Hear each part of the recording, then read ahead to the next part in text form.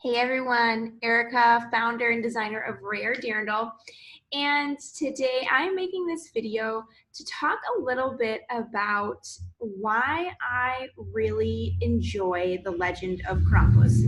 As an American who grew up in the German community, truth be told, didn't know about this, never grew up with it. We grew up with Saint Nick, putting, oh, it's time to drink water. That's my water alarm. We grew up, that's water, not coffee. We grew up with Santa and Saint Nick. Saint Nick would bring us chocolates and oranges and apples in our shoes, and then Santa would bring us some presents under the tree, but that was about it. I did not really learn about this until later, and I thought it was just hilariously creepy and awesome, and I just kind of latched onto it because I tend to latch onto things that are creepy and awesome. Krampus, the name is derivative from the German word Krampen, which means claw.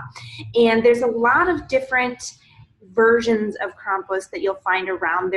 I've been talking to people from all over, from Bavaria, from Austria, from America, all different folks who are kind of understanding this legend a little differently. So it's kind of what I've learned through dress and all these other things. It's regionally specific. Everybody's kind of got their own little thing. And some Krampus have sticks, some have whips, some have chains, some have bells. Some take children off into the lairs, some just kind of whip them, some just leave them the sticks. It's kind of runs the gamut from all the people I've talked to. But legend is in the pagan mythology that he is the son of the Norse god Hel. This beast also shares characteristics with scary demonic Greek mythology, and it's become a Christmas tradition in Germany and Austria. Later on, it kind of morphed into being Saint Nick's counterpart, kind of the good and evil, playing on that. As a mom myself, you know, bribery and threats tend to go over well, even though you don't want to use them. It works. So this is a legend and a tactic to keep children in line. And not necessarily in line, but you know what I mean. Eat your vegetables.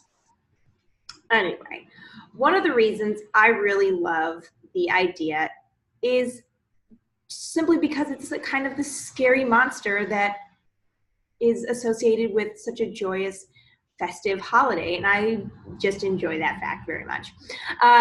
Since 2015, I've been doing an annual Krampus Scarf. I am wearing the 2018 version, which features Krampus and Susie.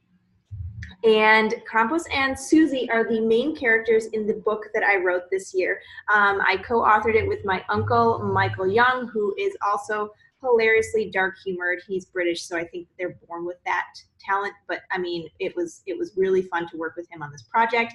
And in it, it tells the story of Krampus and Susie and how he goes to visit this house to scare her older sister into good behavior, and lo and behold, this little 3-year-old is not scared, and he now is the one who's moderately terrified of this creepy little child that's, oh God, why does she love me? I'm supposed to be scary. Why am I sitting here with a Father Boa having a tea party? I wanted to put together a fun little story that would be entertaining for children, not super gruesome, but still really fun, and still contain the freakishly scary looking monster that will, you know, perpetuate the good behavior. There's open up the last year was the first launch of the official Krampus shop on raredirndl.com, and that included t-shirts, leggings, the scarf, all this fun stuff, all Krampus related, and this year is no different. I've got new jewelry. I'm wearing some of the earrings and the bracelet as well. Of course, the annual Krampus scarf and a whole bunch of other items, including new t-shirts and some of the favorites like the leggings, which were a big hit last year. I invite you to join in on the fun on my blog, and you search Krampus. You will find that there are Krampus laufs, which is they walk, where all the different Krampuses parade through the streets and shake their chains and ring their bells and scare kids, and it's fan-freaking-tastic. These are happening all over Austria and southern Germany, as well as the US. No joke. There's LA, all over California, Cleveland for sure. We have one here in Chicago as well. I mean, there are events going on all over the country. I have listed a ton of them on my website, so you can go ahead, or excuse me, on the blog. Go ahead and check that out. And I will also be at the Krampus Mart here. It's at the Reveler, which is, I believe, in Logan Square.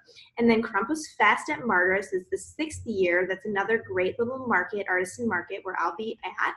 And then I'll also be selling my Krampus wares at the Vinox Mart at the Donk House. If you are looking to get an up close and personal look at some of these items, those are the 3 places you can find me and these items. Otherwise, check out the website, and I can't wait for you to enjoy a little Krampus action.